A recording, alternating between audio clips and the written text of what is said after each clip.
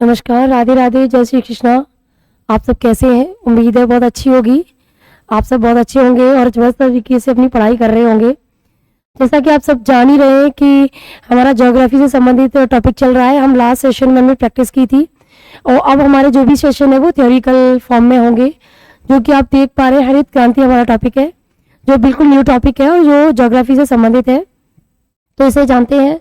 उससे पहले फिर से कहना चाहूँगी, आप सभी का बहुत बहुत स्वागत है आपके अपने परिवार से और पाठशाला में। तो चलिए अपना सेशन स्टार्ट करेंगे जो हरित क्रांति से संबंधित है।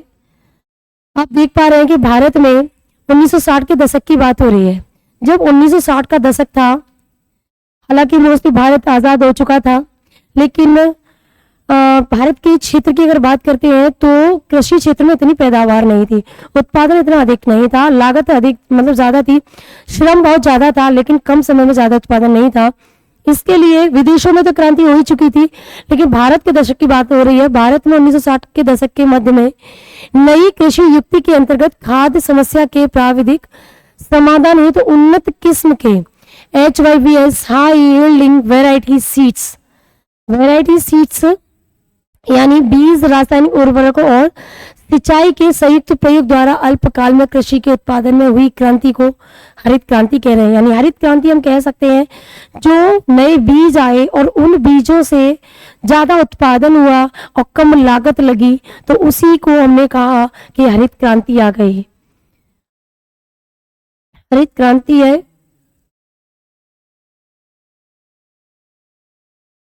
हरित क्रांति आप समझ ही चुके हो कि जिस तरह से हरित क्रांति में एक तरह से कोई क्षेत्र में जब ज्यादा चीजें होने लग जाए तो उसे क्रांति का नाम दिया जाता है।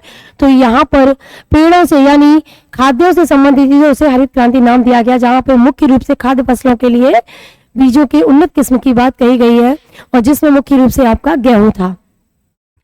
तो हमारा नेक्स्ट आपका पॉइंट है, हरित क्रांति को आगत क्रांति तथा गेहूं की क्रांति के नाम से भी जानते हैं।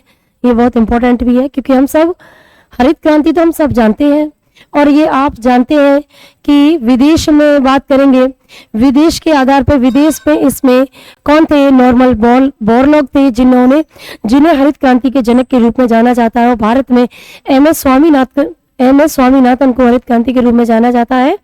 उसी के क्रम में हम बात कर रहे हैं, हरित क्रांति को आगत क्रांति तथा गेहूं की क्रांति भी कहा जाता है। अब आगे बात करेंगे जो कि विश्व लेवल पे इसने कैसे प्रचार प्रसार किया और फिर ये भारत में भी आता है। तो मेक्सिको के कृषि वैज्ञानिक नोबेल पुरस्कार विजेता है professor doctor Norman E Borlaug. जैसा कि मैंने अभी आपको बता ही दिया था कि विश्व लेवल पर हरित क्रांति के जनक के रूप में नॉर्मन बोरलॉग को जाना जाता है और भारत में स्वामीनाथन को जाना जाता है। तो मेक्सिको के हैं, ये कृषि वैज्ञानिक है और जो नोबेल पुरस्कार से सम्मानित किए जा चुके हैं। तो हरित क्रांति का प्रणेता माना जाता है इनको, जिसकी शुरुआत मेक्सिको से हुई है। आप इसे जानेंगे, विश्व लेवल पर इसकी शुरुआत मेक्सिको से होती है, जबकि डॉक्टर MS स्वामीनाथन को भारत में हरित क्रांति का जनक मानते हैं। मैंने आपको पहले बताया भी है कि विश्व में बोरलॉग हो जाएंगे और भारत में MS स्वामीनाथन हो जाएंगे। ठीक है, प्रणेता माना जाता है। भारत में हरित क्रांति 1966 से 67 की बात हो रही है। 1966 से 67 में प्रारंभ हुई थी। ध्यान रहे कि हरित क्रांति शब्द विलियम गॉड ने गढ़ा है। ये बच्चे याद रखिए, ये इंपॉर्टेंट है क्योंकि हम सब जानते हैं MS स्वामीनाथन, लेकिन इस शब्द को किसने दिया है? विलियम गॉड ने दिया है। इसे जानेंगे और ये काफी इंपॉर्टेंट हो जाता है एग्जाम की दृष्टि से। और आप जान रहे हैं कि एग्जाम में अब जो क्वेश्चन आ रहे हैं ना, वो कुछ अलग ही आ रहे हैं कि हम लगता है जैसे हमने पढ़े नहीं है, कहीं देखे नहीं, लेकिन हमने देखे और पढ़े तो होते हैं, बट उन पर उतना फोकस नहीं किया होता है ना। तो विलियम गॉड है और भारत में हरित क्रांति का आंदोलन 1967 से 1978 तक चलता है। ठीक है, काफी भारी मात्रा में उत्पादन देखने को मिलता है।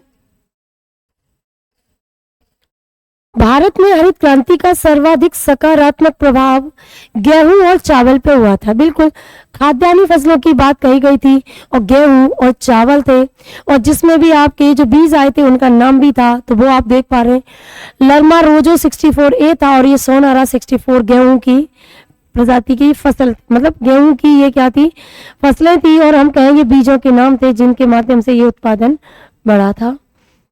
अब तो मार्केट में बहुत ज़्यादा बड़ी मात्रा में उपलब्ध है, कई तरह के आ चुके हैं जो कि गेहूं के अलग है और आपको चावल की अलग देखने को मिलती है, मक्का की अलग, तो दालें की अलग, सबकी अलग अलग प्रजातियां आपको देखने को मिलती हैं। तो हरित क्रांति का सर्वाधिक सकारात्मक प्रभाव गेहूं और चावल पर होता है, जिसमें गेहूं का उत्पादन बढ़ गया है और चावल का भाग स्थिर रहा है। हालांकि इन दोनों के लिए हुई थी, लेकिन चावल में उतनी ज्यादा क्रांति नहीं हो पाई उस समय पे, और गेहूं में सबसे ज्यादा क्रांति यानी उत्पादन बहुत अधिक रहा। हरित क्रांति का सबसे अधिक लाभ आपका पंजाब, पश्चिमी उत्तर प्रदेश था, हमारा उत्तर प्रदेश भी था, पंजाब, हरियाणा और पश्चिमी उत्तर प्रदेश था, जो यहाँ पर खाद्य उत्पादन बहुत अधिक मात्रा में हुआ था। यानी इस हरित क्रांति का जो उद्भव देखने को मिला वो आपको इन तीनों क्षेत्रों में ज्यादा देखने को मिला, पंजाब, हरियाणा और पश्चिमी उत्तर प्रदेश। पंजाब, हरियाणा और पश्चिमी उत्तर प्रदेश है, इन क्षेत्रों में आपको हरित क्रांति का प्रभाव ज्यादा देखने को मिलता है। उसी के क्रम में नेक्स्ट पॉइंट की बात करेंगे, लरमा रोजो 64A तथा सोनारा 64 गेहूं के वे सुविख्यात मैक्सिकन बीजों के नाम है। आप समझ रहे हैं ना, ये बीजों के नाम है, मैक्सिको से दिए गए थे, ये मैक्सिको से आए हैं, तो जाहिर सी बात है ये बीजों को भी मैक्सिको से लाया गया था, तभी इनको कहा जा रहा है सुविख्यात मैक्सिकन बीज थे। कौन थे? लरमा रोजो था और आपका सेकंड सोनारा 64 था। अब हम बात करेंगे जिनका हरित क्रांति लाने में अत्यधिक योगदान रहा। बिल्कुल सही बात है, अगर आपको पूछा जाए कि हरित क्रांति में दो बीज कौन से थे, तो लरमा रोजो था और सोनारा था, इसे याद रखेंगे, ये क्वेश्चन पूछा गया है। भारत में हरित क्रांति लाने का श्रेय गोविंद बल्लभ पंत कृषि विश्वविद्यालय को दिया जाता है। आप सबको पता है कि हरित क्रांति लाने का श्रेय, अगर आप विश्वविद्यालय की बात करेंगे तो ये गोविंद बल्लभ पंत विश्वविद्यालय जो उत्तराखंड में है इस समय, ठीक है। इसी के क्रम में आगे बात करते हैं, भारत में हरित क्रांति के समय श्री एस सुब्रमण्यम केंद्रीय खाद्य और कृषि मंत्री थे। कभी कभी क्वेश्चन ये भी पूछा जाता है कि जिस समय पर हरित क्रांति आई उस समय पर कौन से केंद्रीय खाद्य और कृषि मंत्री थे, तो आपको पता होना चाहिए doctor Shri C S Subramaniam थे, ये ध्यान रखेंगे।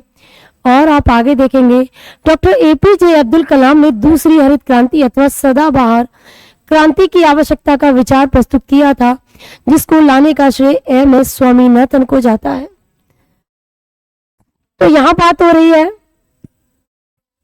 एपीजे अब्दुल कलाम ने दूसरी हरित क्रांति अथवा सदाबहार क्रांति की आवश्यकता का विचार प्रस्तुत किया था।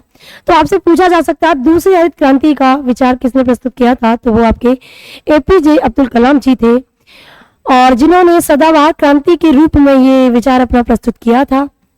और जो कौन लेके आए हैं, एम.एस. स्वामीनाथन जी लेके आए थे। और डॉक्टर नॉर्मन बोरलॉग का जन्म अमेरिका में हुआ, आप उनके बारे में समझ रहे हैं, वो हमने देख ही लिया, अमेरिका में हुआ है, तथा इनका कार्य क्षेत्र जो है मैक्सिको है।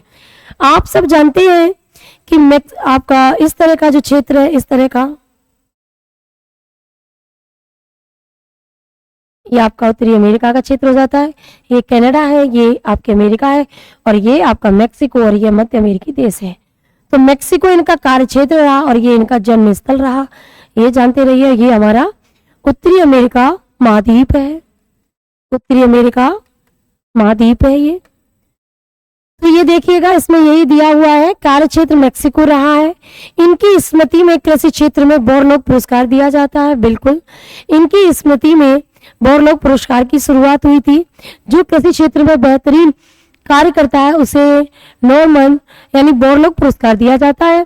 बोरलॉग को 1970 में शांति के क्षेत्र में नोबेल पुरस्कार दिया गया था, तथा 2006 में पद्म विभूषण तथा विज्ञान का राष्ट्रीय पदक मिला है।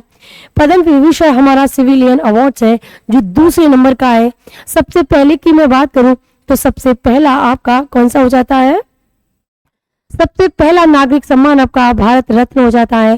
सेकंड नंबर पे अगर मैं बात करूं तो भारत पद्म विभूषण हो जाता है, तो ये समझना है। और थर्ड नंबर पे आपका पद्म भूषण है, फिर फोर्थ नंबर पे आपका पद्म श्री हो जाता है।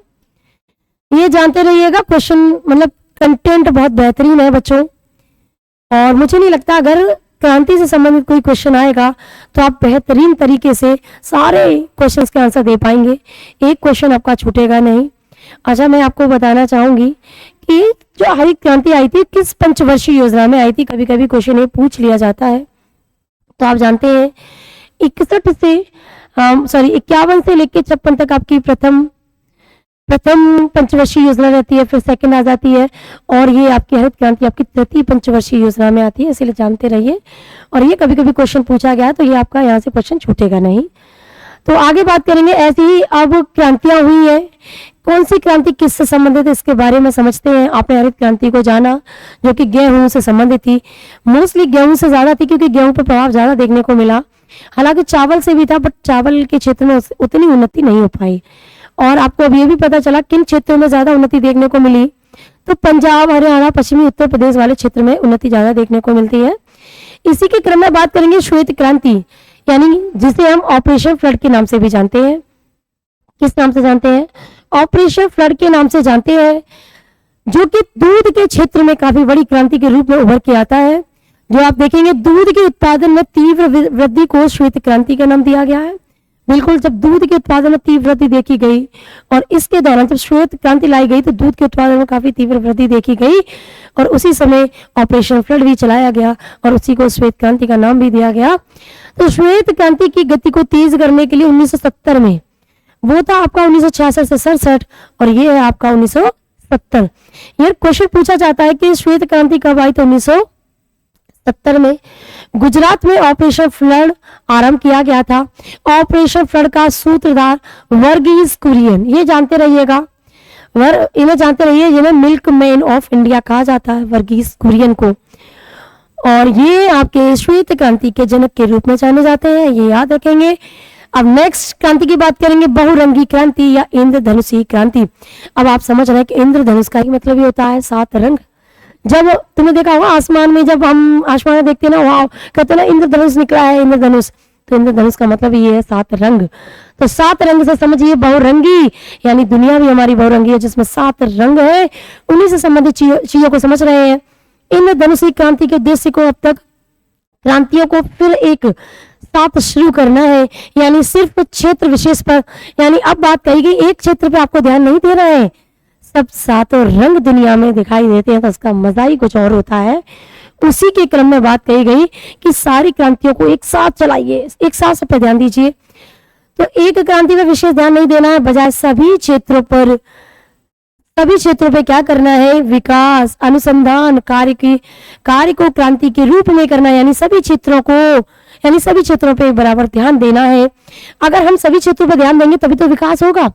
अगर भारत मान लीजिए कृषि में विकास करे और अन्य सेवा क्षेत्र यानी और औद्योगिक क्षेत्र को छोड़ दे पीछे, तो भारत की उन्नति संभव है क्या? नहीं, एक क्षेत्र से उन्नति नहीं होती। इसीलिए हमें सभी क्षेत्रों को, सभी पहलुओं को इक्वली देखना पड़ता है, जिससे सभी दिशाओं से विकास हो। तो उसी के क्रम में आपकी इंद्रधनुषी क्रांति आती है, जो सभी क्रांतियों को साथ लेकर चलने की बात कहती है। अब नेक्स्ट क्रांति की बात कर रहे हैं, सदाबहार क्रांति। सदाबहार क्रांति से संबंधित क्या है कि जैविक खेती को प्रोत्साहन और किसानों को फसल का उचित मूल्य दिलाने और उत्पादन बढ़ाने से संबंधित था। सदाबहार का मतलब ही क्या हो गया कि जैविक खेती को प्रोत्साहन था। जैविक खेती को, जैसे कि आप सब जानते हो कि सिक्किम एक ऐसा राज्य बन गया है जहां पर टोटली जैविक खेती की जाती है ना। तो आप बात करेंगे जैविक खेती का मतलब है कि आप कृत्रिम जो हम चीजें डालते हैं ना उनसे बचें और जो प्राकृतिक रूप से इन्हें उपजाएं, तो जैविक खेती होती है। तो दिलाने और उत्पादन बढ़ाने से संबंधित है किसानों को फसल का उचित मूल्य, यानी आपने कभी कभी देखा है कितनी मारामारी हो जाती है कि किसानों के आलू है, टमाटर है, ऐसे ही बिक्री पड़ रहे हैं, उन्हें इतना मूल्य, मतलब लागत तो बहुत लगी लेकिन वो मूल्य नहीं मिल पाया, तो वो और ज्यादा, आपने देखा होगा किसान जब ऐसी चीजें हो जाती हैं तो कितना सुसाइड कर लेते हैं। तो वो सारी चीजें दूर करने के लिए सदाबहार क्रांति लाई गई, जिसके अंतर्गत किसानों को उचित मूल्य मिल जाए, यानी कम से कम, तभी तो हमारे एमएसपी निर्धारित की जाती है। एमएसपी के अंतर्गत क्या होता है कि न्यूनतम मूल्य तो किसानों को मिल ही जाए कि जो उन्होंने लगाया है ना। तो वही है आपके एमएसपी के अंतर्गत भी आते हैं।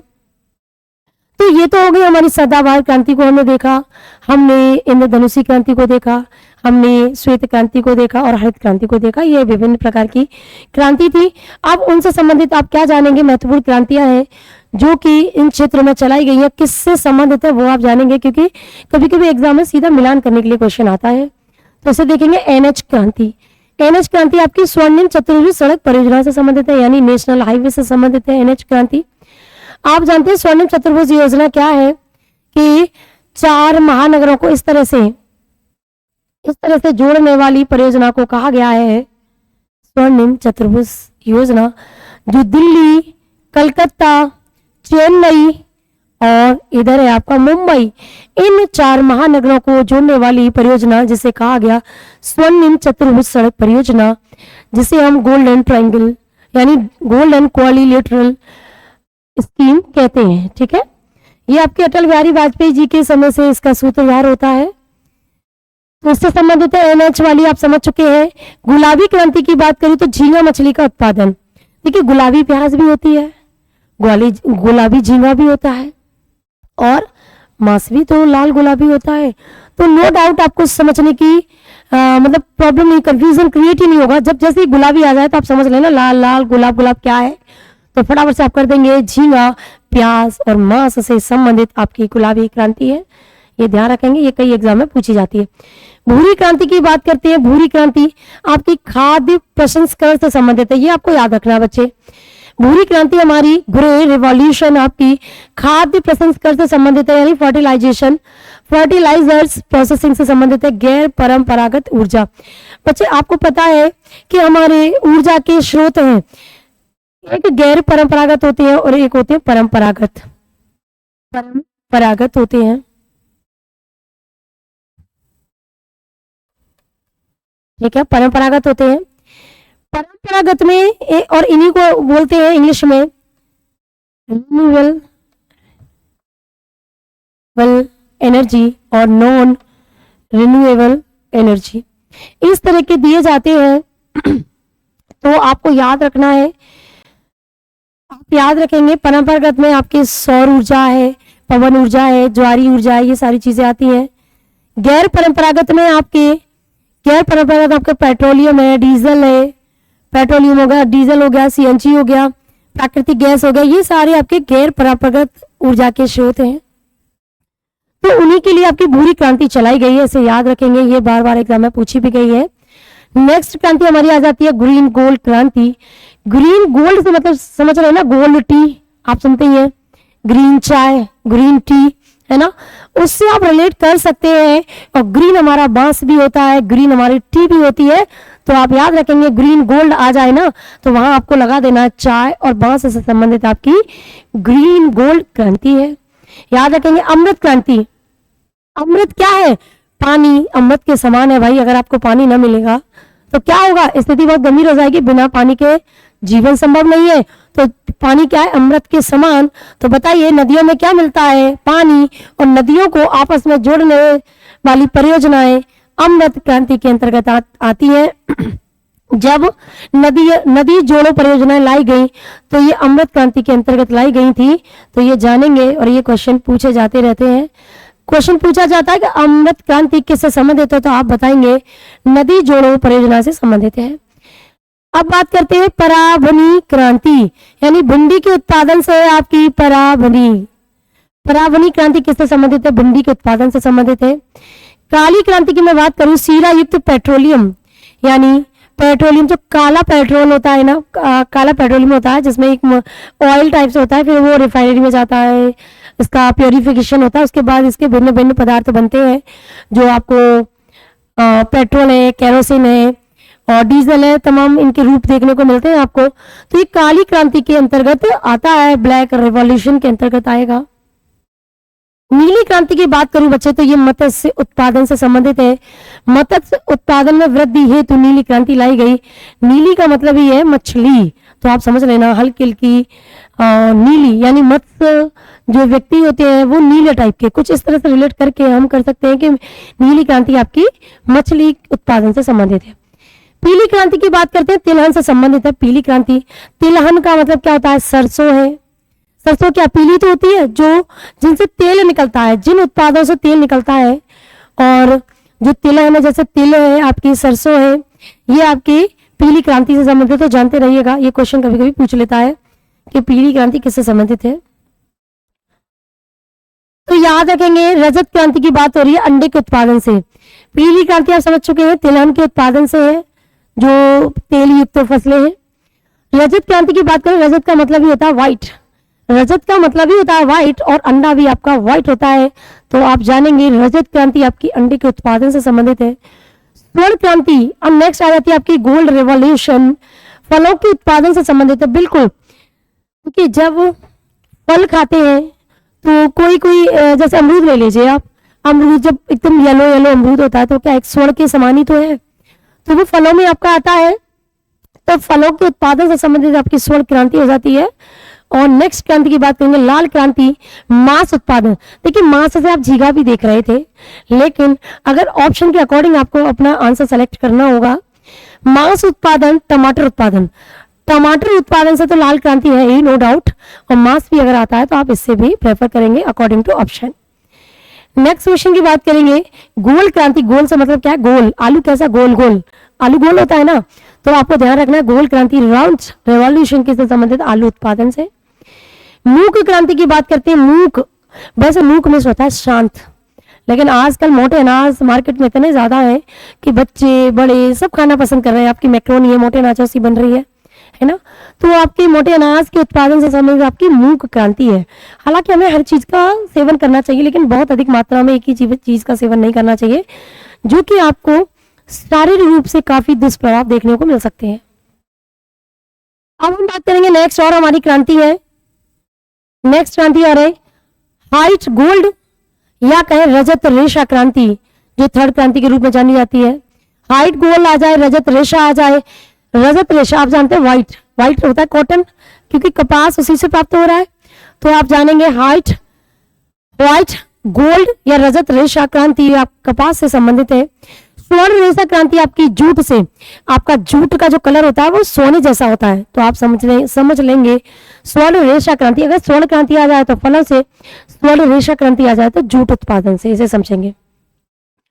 धूसर और स्लेटी क्रांति की बात करूं, आप सब जानते हैं कि धूसर और स्लेटी क्रांति जो है, यानी मैं बात करूं धूसर है स्लेटी है, सीमेंट आपका कैसा होता है? स्लेटी तो होता है, दूसरा टाइप का होता है, तो याद रखेंगे सीमेंट उत्पादन से संबंधित आपकी धूसर या स्लेटी क्रांति है। इंद्रधनुष क्रांति की बात करेंगे, संपूर्ण कृषि उत्पादन में वृद्धि। हम इंद्रधनुष क्रांति को बात भी कर चुके हैं, यानी सभी को साथ में लेके चले। अब जब इंद्रधनुष निकलता है तो वो कलर सबको साथ में लेके आता है ना, इसीलिए इसका भी मतलब यही है कि इंद्रधनुष का मतलब यह है कि संपूर्ण कृषि उत्पादन में वृद्धि से संबंधित आपकी इंद्रधनुष क्रांति। बादामी क्रांति को देखते हैं, बादामी क्रांति आपकी मसाला उत्पादन से संबंधित है। मसाला, बादामी क्रांति किससे? मसाला उत्पादन से संबंधित आ जाए तो आपको टिक कर देना है बादामी क्रांति। और बादाम आप जानते हैं हमारी किचन में कहीं कहीं रहता ही है, बादाम से भाई सर्दियां हैं तो बादाम खाइए, बादाम से आपको सर्दी नहीं लगेगी ज्यादा, इसीलिए तो आप समझ सकते हैं कि किचन में क्या रहता है? मसाला, और मसाला में ऊपर देखें तो बादाम, तो आप इससे रिलेट कर सकते हैं कि हमारी किचन में हम बादाम भी रख लेते हैं, और बादाम का सबसे ऊपर का राजा एक तरह से मान लीजिए आप मसाले का, तो आप इस तरह से कनेक्ट करके देख सकते हैं। हालांकि वो ड्राई फ्रूट्स का भाग है, लेकिन फिर भी आप मसाला उत्पादन देख सकते हैं, क्योंकि मसाला आपको किचन में देखने को मिलता है और बादाम ही हम किचन में रख लेते हैं। ठीक है, तो ये ध्यान रखेंगे। रजत रेशा क्रांति आपकी कपास उत्पादन से हो गई, वो हम पढ़ चुके हैं। सुनहरा रेशा आपकी जूट उत्पादन से हो गई। और सैफ्रॉन क्रांति आपको केसर से याद रखनी है, सैफ्रॉन क्रांति आपकी केसर से संबंधित है, आप इसे याद रखेंगे। और ग्रे स्लेटी आपकी उर्वरक उत्पादन से है।